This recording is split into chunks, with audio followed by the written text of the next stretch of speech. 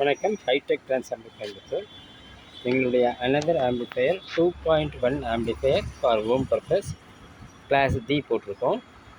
இது வந்து low DB தான், பட் டிபியாக இருந்தாலும் வந்து எக்கனாமிக்கல் ப்ரைஸிங் அதுக்காக இதை செஞ்சுருக்கோம். இதனுடைய ஸ்பேர்ஸ் எல்லாமே அவைலபிள் இருக்குது. இது வந்து ஃபஸ்ட்டு பார்த்தீங்கன்னா உங்களுக்கு வந்து ஒரு 4 amps 24 வோல்ட் கன்வெர்ட்டர் போட்டிருக்கோம். அதாவது 230 to 24 வோல்ட் டிசி 4 amps இந்த கன்வெர்ட்டர்.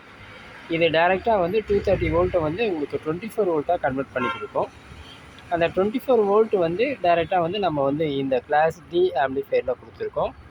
இந்த கிளாஸ் டி ஆம்பிளிஃபையரில் மொத்தம் வந்து ஒரு 4 கண்ட்ரோல்ஸ் அதிலேயே அட்டாச் ஆகிருக்கும். பட் நம்ம கன்வீனியன்ட்காக வந்து நம்ம எடுத்து வெளியே போட்டிருக்கோம். அதில் ஃபஸ்ட்டு வந்து பார்த்திங்கன்னா மாஸ்டர் கண்ட்ரோல். இந்த கண்ட்ரோல் வந்து மாஸ்டர் கண்ட்ரோல். அதுக்கு அடுத்து வந்து இது வந்து பேலன்ஸ் கண்ட்ரோல். இது கொஞ்சம் வித்தியாசம் தெரியறதுக்காக பேலன்ஸ் இந்த மாதிரி போட்டிருக்கேன். இது சென்டரில் வைக்கணும். இந்த மாதிரி கண்ட்ரோல் போட்டால் சென்டரில் வைக்கிறது தெரியாது. ஸோ இங்கே க்ரீன் மார்க் இருக்கும், நீங்கள் பார்த்தீங்கன்னா தெரியும். இதை சென்டரில் வச்சிங்கன்னா ரைட் அண்ட் லெஃப்ட்டுக்கு பேலன்ஸ் இது. அது தெரியறதுக்காக இந்த மாதிரி கண்ட்ரோல் மாற்றிருக்கோம். இந்த கண்ட்ரோல் பார்த்தீங்கன்னா உங்களுக்கு வந்து மாஸ்டர் கண்ட்ரோல். இது வந்து போர்டில் வரும். அடுத்து வந்து ஒரு சப் கண்ட்ரோல்.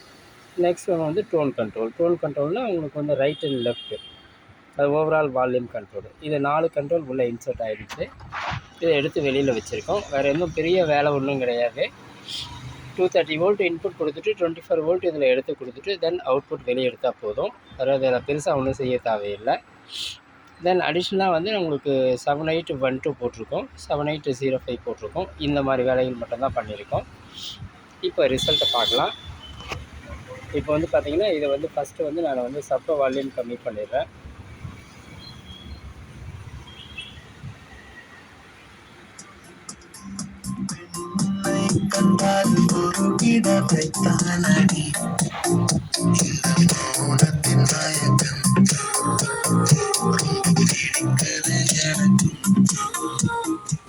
இது பார்த்தீங்கன்னா உங்களுக்கு வந்து ஜான் பேரல் 4 இன்ச்சு கார் ஸ்பீக்கர் போட்டிருக்கேன். ஏன்னா நம்ம எந்த அளவுக்கு வந்து வால்டேஜை கம்மியாக கொடுக்க முடியுதோ, அதாவது உங்களுக்கு ஃப்ரண்ட்டுக்கு வந்து வால்டேஜ் கம்மியாக உள்ள ஸ்பீக்கர் கனெக்ட் பண்ணாமல் நமக்கு சப்புக்கு வந்து அந்த வால்டேஜ் கூடுதலாக கிடைக்கும். நம்ம இங்கேயும் வந்து 8 இன்ச்சு 6 இன்ச்சு அந்த மாதிரி எதாவது போட ஆரம்பித்தோமா சப் ரிசல்ட் வராது. சப்பு வந்து உங்களுக்கு வெளியே அவுட்புட் கிடைக்காது. அதனால் இங்கே டோட்டலாக இருக்கிற அந்த பவர்னால் எவ்வளோ இருக்குதுன்னு கேட்டிங்கன்னா 24x4 இதுதான் நம்மக்கிட்ட இருக்குது. ஆல்மோஸ்ட் வந்து ஒரு 96 வாட்ஸ் பவர் தான் இங்கே இருக்குது. அந்த 96 வாட்ஸ் பவரை வந்து நம்ம சப்புக்கு வந்து மேக்ஸிமம் நிறைய கொடுத்துடணும். அப்படி கொடுக்கும்போது பார்த்திங்கன்னா நமக்கு 4 இன்ச்சு தான் வந்து சூட்டபிள். அப்போ 4 இன்ச்சில் பார்த்தீங்கன்னா நீங்கள் சாதா ஊஃபரை போட முடியாது. ஏன்னா உங்களுக்கு வந்து அதில் வந்து சில்னஸ் வராது. மறுபடியும் சில்னஸ்க்காக ஒன்று போடணும். அது இல்லாமல் ஊஃபருடைய கன்சப்ஷன் மினிமம் 20 வாட்ஸ் வரைக்கும் போயிடும். ஸோ இதுக்கு வந்து பெஸ்ட்டு வந்து பார்த்திங்கன்னா நம்ம கார் ஸ்பீக்கர்லேயே வந்து நிறைய வந்து வெறும் டிவல் கோனாக இருக்கும். இந்த ஜான் பேரல் வெரைட்டி வந்து உங்களுக்கு வந்து ரெண்டுமே சேர்ந்துருக்கும். அதாவது சில்னஸும் வரும், அடுத்து வந்து உங்களுக்கு ஊஃபரும் இருக்கும். அதனால் வந்து ஜான் பேரல் சூஸ் பண்ணியிருக்கோம். அந்த ஜான் பேரல் கரெக்டாக மேட்ச் ஆகிடுச்சு. அது வந்து போடும்போது இந்த கிளாஸ் டிக்கு வந்து லோ பவர் கன்சப்ஷன் மேபி ஒரு 10 வாட்ஸ் பவர் கன்சப்ஷன் இருக்கும். அப்போ 2 10 வாட்ஸ் 20 வாட்ஸு போக மிச்சம் இருக்கிற 74 வாட்ஸ் வந்து சப்புக்கு கிடைக்கும். அந்த சப்பு வந்து நான் 8 இன்ச்சு டயோடோன் யூஸ் பண்ணியிருக்கேன். இந்த 8 இன்ச்சு டயோடோன் வந்து உங்களுக்கு பெரிய மேக்னெட் தான் போட்டிருக்காங்க. இந்த இதை யூஸ் பண்ணியிருக்கேன். இந்த போர்டில் வந்து எல்லாமே இன்பில்ட்டு, அதாவது இன்பில்ட்னா சஃப்ரி இன்பில்ட்டு. பேஸ் ட்ரிபிள் கிடையாது. பேஸ் ட்ரிபிள் இருந்தால் உங்களுக்கு வந்து கிளாஸ் டி ஆப்ரேஷன் உங்களுக்கு தெரியும். அதோடைய ரிசல்ட்டு நம்ம நினச்ச மாதிரி எடுக்க முடியாது. அதனால் வந்து பேஸ் ட்ரிபிள் வந்து 99% வந்து கிளாஸ் டிக்கு போடக்கூடாது. போடாமல் இருந்து சப்பை மட்டும் யூஸ் பண்ணோமா நல்ல ரிசல்ட் கிடைக்கும். அதுதான் இங்கே பண்ணியிருக்கோம். இப்போ வந்து பார்த்திங்கன்னா பேஸ் ட்ரிபிள் இல்லாமல் டோன் மட்டும் நம்ம இன்க்ரீஸ் பண்ணுறோம், டிக்ரீஸ் பண்ணுறோம். அதுக்கு கரெக்டாக உள்ள ஒரு ஸ்பீக்கரை சூஸ் பண்ணாமல் நமக்கு பேஸும் கிடச்சிரும், சில்னஸும் கிடச்சிரும். அந்த வேலையை தான் நான் செஞ்சுருக்கேன். ஜான் பேரல் 4 இன்ச் ஸ்பீக்கர் அதை போட்டிருக்கேன். அதில் பேஸும் கிடைக்குது, சில்னஸும் கிடைக்குது. மறுபடியும் ஒரு வாட்டி போடுறேன், ப்ளே பண்ணுறேன் பாருங்கள்.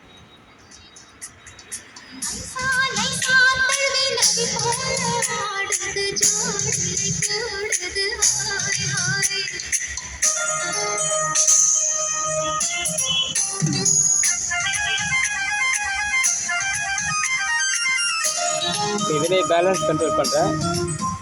இது ஒரு ஸ்பீக்கர் பாடுது.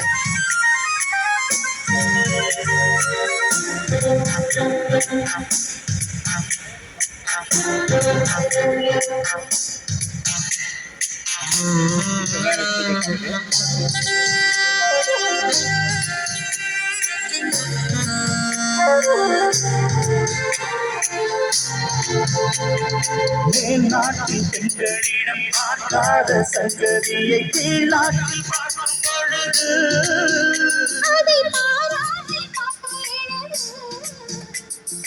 பாவாடை கட்டிக்கொண்ட இருக்க போராடும் இந்த மனது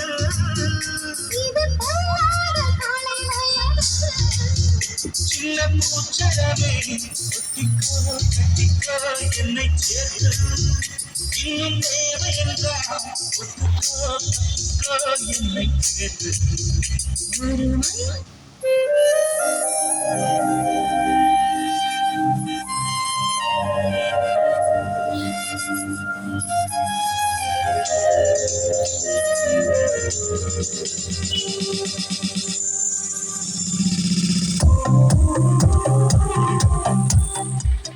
இது வந்து இன்பில்ட் சஃப்ரியாக இருக்கிறதால வந்து நம்ம ஃப்ரீக்வன்சி ஆல்ட்ரேஷன் பண்ண முடியாது.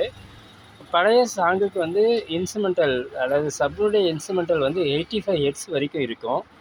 இப்போ ப்ராப்ளி வந்து இது வந்து ஒரு 40 ஹெர்ட்ஸ் 45 ஹெர்ட்ஸுக்கு சஃப்ரி ரெடி பண்ணியிருப்பாங்க.